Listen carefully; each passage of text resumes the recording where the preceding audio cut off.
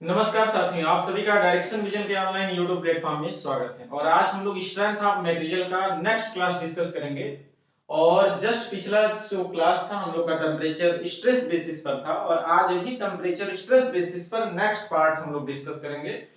और बता दें, ये क्लास जो हम लोग का स्टार्ट है वो सेमेस्टर बेस के साथ साथ कंपटीशन के पॉइंट ऑफ व्यू से है। मींस यदि आप डिप्लोमा इंजीनियरिंग कर रहे हैं, आईआरटी में पढ़ रहे हैं, तो सिलेबस के साथ साथ SSC JE, UP triple SC JE आदि का आप प्रिपरेशन कर सकते हैं उस सेमेस्टर एग्जाम के सिलेबस के साथ साथ। तो चलिए हम लोग आज की क्लास स्टार्ट करते हैं टेम्परेचर स्ट्रेस का नेक्स्ट पार्ट। और आज हम लोग टेपरिंग सेक्शन पर देखेंगे।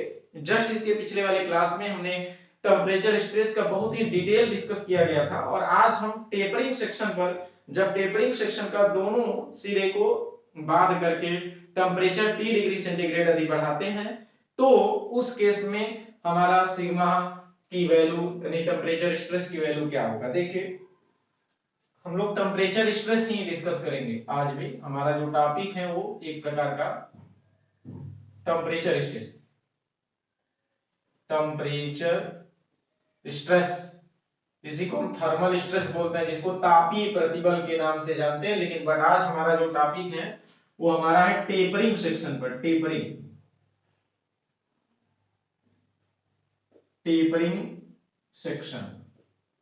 देखिए, टेपरिंग सेक्शन का जो हम फिगर बनाएंगे, मान लीजिए कि टेपर का कोई एक सर्कुलर टेपर रॉड है। जैसे मान लीजिए कि सपोज कि ये कुछ इस प्रकार से है। टेपरिंग सेक्शन एक समान रूप से इंक्रीज कर रहा है। यहां पर आपका दो डायमीटर है। एक डायमीटर सपोज कि D1 है, मान लीजिए कि ये डायमीटर हम लोग इसको D1 मानेंगे, और ये वाला डायमीटर है ये आपका D2 हो जाए। यदि इनके बीच की ये पूरे जो टेपरिंग सर्कुलर काट है, सेक्शन है, वो आपका मान लेंगे कि इसकी लंबाई L है। और इसके दोनों सिरों पे यदि हम जो फिर से इसको यदि हम ये आइसोमेट्रिक फॉर्म में ना दिखाएं, मतलब ये सिंपल सा अलग फॉर्म में यदि फिगर दिया जाए, तो ये कुछ इस प्रकार से बन जाएगा। देखिए, ये कुछ इस प्रकार से बन जाएगा। और ये हमारा यही डायमीटर, जो यहाँ वाला डायमीटर, ये आपका D1 हो जाएगा, और ये वाला आपका हो जाएगा D2। मान लीजिए ये सेक्शन ए है और ये वाला आपका बी है, और यही लंबाई जो इसका है वो आपका कितना लंबाई है, L लंबाई।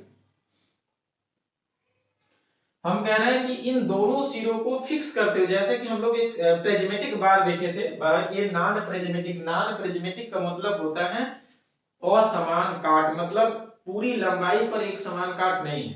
और इसके जस्ट पिछले वाले में हमने बताया कि यदि किसी रॉड को, जैसे एक रॉड है, इसके दोनों सिरों को फिक्स करते हुए टेम्परेचर T डिग्री सेंटीग्रेड बढ़ाएंगे, तो टेम्परेचर स्ट्रेस का मान कितना आएगा, या टेम्परेचर दोनों को बांध करके T डिग्री सेंटीग्रेड टेम्परेचर कम करते हैं तो क्या होगा, या कुछ लूज हो जाता है तब क्या होगा, ये हम लोग ऑलरेडी डिस्कस किए थे। बट यहाँ पर क्या है, नॉन प्रिज्मेटिक है। नॉन प्रिज्मेटिक मतलब असमान काट। नॉन प्रिज्मेटिक वेयर में हम टेपरिंग सर्कुलर सेक्शन को कंसीडर किया, जिसका एक सिरे की डायमीटर D1 है, दूसरे का D2। हमने दो फिगर में आपको कन्वर्ट करके दिखा दिया। और दोनों सिरों को हम फिक्स करते हैं, मतलब इसके एंड को हम फिक्स कर दिए, और फिक्स करते हुए टेम्परेचर T डिग्री सेंटीग्रेड बढ़ाएंगे। जैसे मान लीजिए कि इनके सिरे को हम फिक्स कर दिए, बांध दिए दृढ़ता पूर्वक, रिजिडली फिक्स। मतलब यह एक प्रकार क्या है, रिजिडली फिक्स, दृढ़ता पूर्वक हम फिक्स किए हैं दोनों सिरे को, रिजिडली दृढ़ता पूर्वक बांध दिया गया। और इनका टेम्परेचर हम T डिग्री सेंटीग्रेड हम अभी बढ़ाने वाला सिस्टम देखेंगे। तो what is the value of, यहां पर what is the value of sigma max, sigma T max, मतलब थर्मल स्ट्रेस की मैक्सिमम वैल्यू क्या होगा, क्या होगा, ये आपका पहला क्वेश्चन। दूसरा, what is the thermal stress is the value of minimum value, ये आपसे पूछा जाएगा। What is the thermal stress is the ratio of maximum to the thermal stress, ये मिनिमम। ये आपका तीनों पार्ट हम लोग अभी अभी डिस्कस करेंगे इसी से। तो फर्स्ट ऑफ ऑल हम लोग देखेंगे कि जब किसी रॉड का, पिछले वाले क्लास में, जब किसी रॉड के दोनों सिरों को बांधते हैं और टेम्परेचर T डिग्री सेंटीग्रेड बढ़ाएंगे, तो वह फैलना चाहेगा, लेकिन हम उसको सपोर्ट से रोक रहे हैं।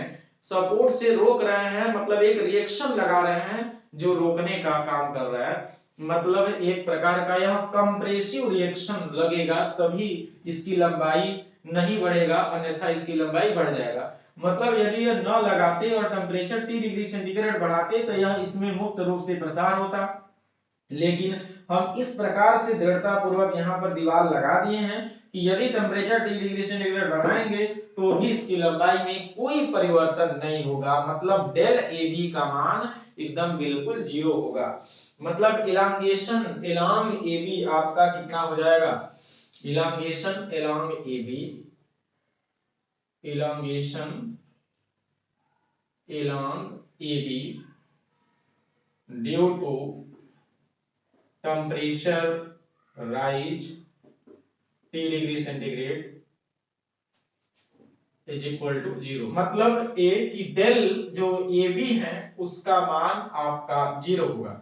मतलब टेम्परेचर T डिग्री सेंटीग्रेड बढ़ाएंगे वो फैलेगा, लेकिन हम फैलाव को पूरा का पूरा रोक दे रहे हैं, मतलब लंबाई में जो परिवर्तन होगा वो बिल्कुल जीरो होगा। जो प्रारंभ में लंबाई है वही बाद में भी लंबाई रहेगा। तो इसमें दो कार्य हो रहा है, हालांकि हम लोग इसके पहले वाले में बताए थे कि इसमें दो वर्क हो रहा है। पहला जो कार्य है, देखिए हम दोनों भाषाओं में, मतलब हिंदी जो उत्तर प्रदेश पॉलिटेक्निक के हमारे स्टूडेंट्स हैं, आईआरटी के हैं, या कुछ भी डिग्री डिवीजन यानी बीटेक वगैरह कर रहे हैं, उनके लिए भी ये कॉन्सेप्ट है। इसलिए दोनों लैंग्वेज हम लोग यहाँ पर कभी कभी लिखते हैं कि हिंदी वाले भी स्टूडेंट समझ में आ जाए। देखिए कहा जाता है इसमें दो वर्ग है, हालांकि पिछला क्लास अभी आप देखे होंगे तो उसमें हमने बड़ा डिटेल में हिंदी इंग्लिश दोनों बताए होंगे।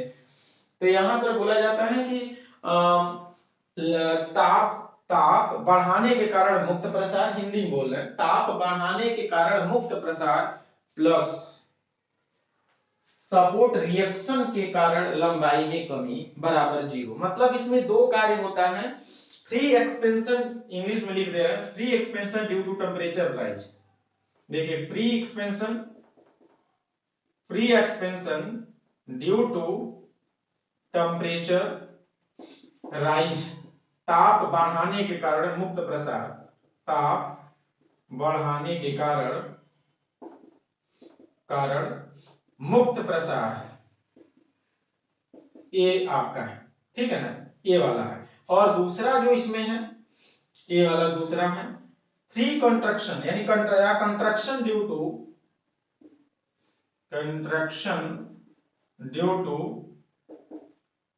Support reaction.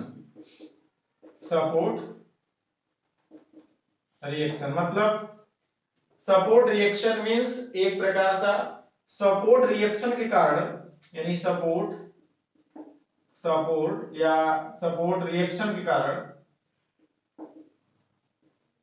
रिएक्शन के कारण लंबाई में कमी, ये आपका है।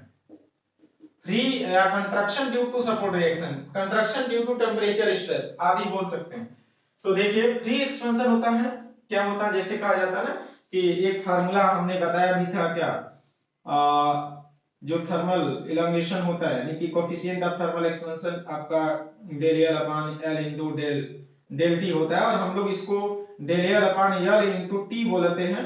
तो यही आपका फ्री इलांगेशन है, मतलब लंबाई में वृद्धि है ताप बढ़ाने के कारण। तो यहाँ पर हम लोग लिख देते हैं सीधा सीधा डेल एल जो है वो अल्फा एल टी आपका ये हो जाएगा। अब ए चूंकि कंट्रक्शन है इसलिए हम यहाँ पर माइनस लगाते हैं। अब ये ध्यान में रखना है कि आपको एक याद होगा, या हम लोग आगे हम एक और इस पे टॉपिक डिस्कस करेंगे जिसका नाम होगा कि भाई elongation of tapering section due to axial load P. मतलब किसी टेपरिंग सेक्शन पर जब खुद का भार लगाते हैं उस कारण लंबाई में कितना परिवर्तन होता है। तो यहाँ पर हम अभी के लिए लिख दें कि जब किसी एक टेपरिंग सेक्शन का और ये पी लोड हम लगाते हैं, जैसे इसका डायमीटर d1 है, इसका डायमीटर d2 है, तो इस पी लोड के कारण लंबाई में जो परिवर्तन होता है 4pl अपान पाई e d1 d2, ये एक समय के लिए याद रखेंगे। हालांकि इसका प्रूफ भी हम लोग आगे वाले क्लास में डिस्कस किया जाएगा, हालांकि पहले हम थर्मल स्ट्रेस स्टार्ट कर दिए थे और इसीलिए ये वाला आपका आगे वाले क्लास में डिस्कस कर देंगे। तो जब किसी टेपरिंग सर्कुलर सेक्शन पर पी लोड लगाते हैं, उस पी लोड के कारण लंबाई में जो परिवर्तन होता है 4pl/पाई d1 d2 ये होता है। मतलब कि ये बढ़ना, यदि हम इसको दबा रहे हैं सब रिएक्शन को, यानी इसको हम लोग कंप्रेस करने का प्रयास करेंगे सपोर्ट रिएक्शन के द्वारा, तो जाहिर सी बात है कि इसी फार्मूला के रिगार्डिंग वो कंप्रेस होगा। जहां पी है वहां इसी पी को हम लोग आर से कन्वर्ट करेंगे, रिएक्शन चूंकि लगा रहे हैं, और चूंकि यहाँ पर खिंचाव में है तो हम लोग यहाँ पॉजिटिव लिखते थे, बट यहाँ पर आर कंप्रेस कर रहा है तो यहाँ पर नेगेटिव लिखेंगे। मतलब 4RL/पाई d1 d2 ये आपका माइनस में लिखा जाएगा। मतलब contraction due to support reaction के कारण जो होता है 4RL/पाई d1 d2 ये आपका बराबर 0। मतलब हम लोग एक समीकरण यहाँ पर देखिए बना दिए, और समीकरण बनाने के बाद मतलब इन दोनों को हम लोग इक्वलिटी करेंगे, इज इक्वल टू 4RL/पाई d1 और d2। देखिए जो कटने वाला है उसको काट दीजिए, हमको यहाँ से r की वैल्यू कैलकुलेट करना है। तो r की वैल्यू कैलकुलेट करना है तो देखिए क्या लिखेंगे, पाई d1 d2 पाई d1 d2 अल्फा t अपान, देखिए बस केवल 4 बचेगा, ये आपका 4 हो जाएगा। इसको हम लोग वैसे कर लेंगे। अब हमको तापी प्रतिबल मतलब टेम्परेचर स्ट्रेस निकालना है, कहां पर, ए पर, यानी मैक्सिमम निकालना है यहां पर, या मैक्सिमम थर्मल स्ट्रेस जिसकी वैल्यू हमने बोले थे कि भाई मैक्सिमम स्ट्रेस कितना होगा, what is the value of maximum. देखिए sigma max, sigma T max यदि हम वैल्यू निकालेंगे तो ये तो r तो बराबर होगा, यहां पर जो एरिया होगा इसको हम ए मिनिमम लिखा जाएगा। अब आप ए मिनिमम होता क्या है, देखिए ये मिनिमम क्या होता है, देखिए यानी ए हमारा क्या है, दोनों डायमीटर से कम है, इसलिए यह आपका डी मिनिमम है। ए क्या है, डी मिनिमम है, और ए बड़ा है इसलिए यह डी मैक्स है। मतलब यहाँ पर जो एरिया होगा ए मिनिमम होगा, और यहाँ वाला एरिया जो होगा वो ए मैक्सिमम होगा, क्योंकि ये सर्कुलर है। इसलिए यहाँ पर हम ऐसे कर सकते हैं, आर की वैल्यू कितना है, देखिए यहाँ रख देते हैं, कितना रखेंगे, पाई ई d1 d2 अल्फा टी अपान 4 अपान पाई/4। ठीक है, ए मिनिमम का मतलब पाई/4 इंटू d1 का स्क्वायर। ठीक है ना।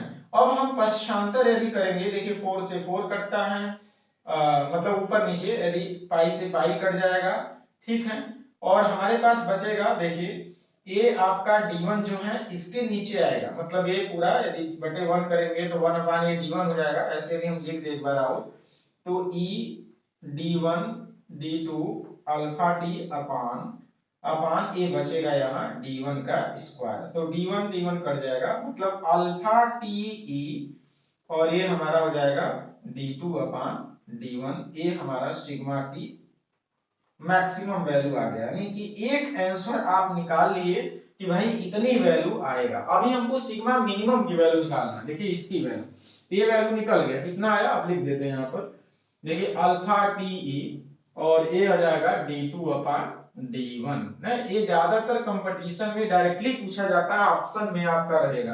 अब हमको यदि मिनिमम निकालना होगा, what is the value of sigma T, minimum की वैल्यू निकालना होगा, तो आप निकालेंगे r अपान ए मिनिमम, सॉरी ए मैक्सिमम यहाँ हो जाएगा, तो तभी ना ये मिनिमम होगा, ए मैक्सिमम। तो r की वैल्यू कितना है, r की वैल्यू है पाई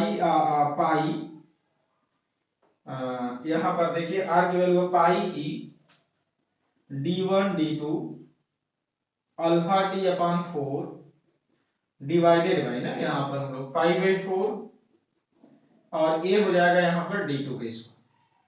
सेम टू सेम वही है, देखिए पाई से पाई कटता है, 4 से 4 कटेगा, और ये पूरा का पूरा एक दूसरे के नीचे आएंगे, यानी e d1 d2 alpha T अपान d2 का स्क्वायर। यहाँ पर इसमें d2 का स्क्वायर हो जाएगा, कट जाएगा, तो हम लोग कटने के बाद क्या लिखेंगे, देखिए कटने के बाद सीधा यहाँ पर हो जाएगा अल्फा टी ई, और ये हो जाएगा d1 अपान d2।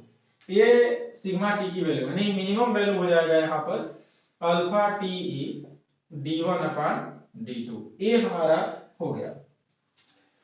तो हमको r की वैल्यू फर्स्ट आप निकाले, उसके बाद हम लोग निकालिए r अपान a मिनिमम, फिर इसी प्रकार से r अपान a मैक्सिमम से दोनों वैल्यू कैलकुलेट कर दें।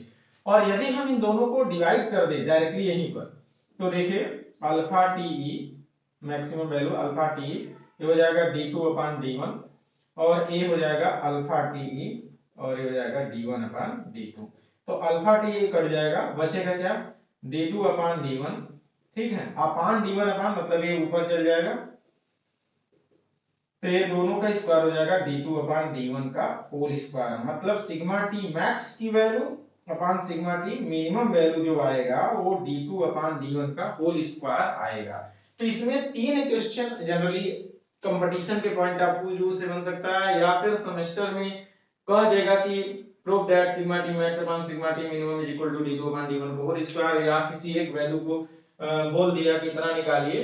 तो ये जो क्लास हम लोग डिस्कस किए हैं वो नॉन प्रिज्मेटिक मतलब असमान काट में टेपरिंग सर्कुलर सेक्शन के दोनों सिरों को बंद करके टेम्परेचर T डिग्री सेंटीग्रेड जब बढ़ा देते हैं उस कारण जो उस पे तापीय प्रतिबल उत्पन्न हो रहा है अधिकतम और न्यूनतम, वो आपका यही उत्पन्न हो रहा है। लेकिन इसका नेचर कैसा होगा हम बता दें, इसका नेचर कैसा होगा। कहते हैं कि जब दोनों सिरों को फिक्स करते हुए टेम्परेचर T डिग्री सेंटीग्रेड बढ़ाते हैं तो वह प्रसार होना चाहता है, एक्सपेंड होना चाहता है, लेकिन हम उसको रोकते हैं। तो रोकने वाला जो लगा रहा है वो कंप्रेसिव में लगा रहा है, इस कारण उस कंप्रेसिव के कारण जो इसके अंतर्गत स्ट्रेस उत्पन्न होगा वो भी एक प्रकार का कंप्रेसिव स्ट्रेस ही उत्पन्न होता है। मतलब ये भी कंप्रेसिव ही होगा और ये भी आपका कैसा होगा कंप्रेसिव होगा। तो आपके पास एक रिजल्ट है और ये दो रिजल्ट हैं और ये वाला तीन रिजल्ट हैं। ये नॉन प्रिज्मेटिक अर्थात टेपरिंग सर्कुलर सेक्शन का एक कॉन्सेप्ट था, टेम्परेचर बेस पर था। और आगे वाला जो क्लास हम लोग डिस्कस करेंगे वो कंपोजिट बार पर है, बड़ा ही बेहतरीन कॉन्सेप्ट है और सबसे ज्यादा आप देखेंगे कंपटीशन में यदि टेम्परेचर स्ट्रेस से पूछा जाने वाला क्वेश्चन तो देखेंगे उसमें टेपरिंग सेक्शन से में भी बहुत कम है, बट कंपोजिट सेक्शन से ज्यादा है कि जब कॉपर और एल्युमिनियम की रॉड को एक दूसरे को कंपोजिट करके मतलब जोड़ करके पैरेलली मतलब रिजिडली जोड़ करके दोनों का टेम्परेचर T डिग्री सेंटीग्रेड बढ़ाते हैं तो कॉपर में कंप्रेसिव, एल्युमिनियम में टेंसाइल, ऐसे ऐसे आपका क्वेश्चन देता है ये। और न इस प्रकार से कभी हम लोग ये पैरेलल जोड़ते हैं कभी इसमें सीरीज में जोड़ते हैं, इन दोनों के केस में हम लोग टेम्परेचर स्ट्रेस देखेंगे कंबाइंड का, मतलब कंपोजिट बार वाला टॉपिक हम लोग अभी डिस्कस करेंगे और साथ में टेम्परेचर स्ट्रेस पर जो न्यूमेरिकल है उसको भी डिस्कस करेंगे। तो ओवरऑल ये पूरा टेम्परेचर स्ट्रेस का कांसेप्ट क्लियर हो जाएगा। फिर हम लोग आगे जो सेकंड मतलब थर्ड भाग में देखेंगे, थर्ड भाग में जब देखेंगे क्योंकि पहला भाग हमारा सिर्फ और सिर्फ E is equal to 2G ना ये रिलेशन है इलास्टिक कांस्टेंट का, और उसके बाद टेम्परेचर स्ट्रेस वाला दूसरा भाग है, तीसरा भाग इलांगेशन वाला है। तो ये बेसिक वाला पूरा कांसेप्ट क्लियर हो जाएगा। तो पहले तो टेम्परेचर स्ट्रेस हमको क्लियर करना, अर्थात इसके बाद वाला जो क्लास है वो सीधा सीधा कंपोजिट बार पर है। फिर से बता दें कि ये जो डायरेक्शन विजन पे जो क्लास स्ट्रेंथ था मटेरियल पे है वो सेमेस्टर बेस के साथ साथ कंपटीशन के पॉइंट ऑफ व्यू से बहुत ही महत्वपूर्ण है। और यदि हमारा पिछला क्लास आप पढ़ने के बाद यदि कोई भी ऑब्जेक्टिव क्वेश्चन सॉल्यूशन करते हैं तो 100% आपकी क्वेश्चन का सॉल्यूशन हो जाएगा। और यदि आपका लगता है कि क्लास करने के बाद कोई भी कंपटीशन के क्वेश्चन या किसी सेमेस्टर के क्वेश्चन आपसे सॉल्यूशन नहीं हो पा रहा है, ये क्वेश्चन इतना पढ़ने के बाद, तो दिए गए नंबर पर आप कांटेक्ट कर सकते हैं, उस पे व्हाट्सएप कर सकते हैं, आपकी पूरी सहायता की जाएगी। आज के लिए बस इतना ही। आप सभी का बहुत बहुत धन्यवाद।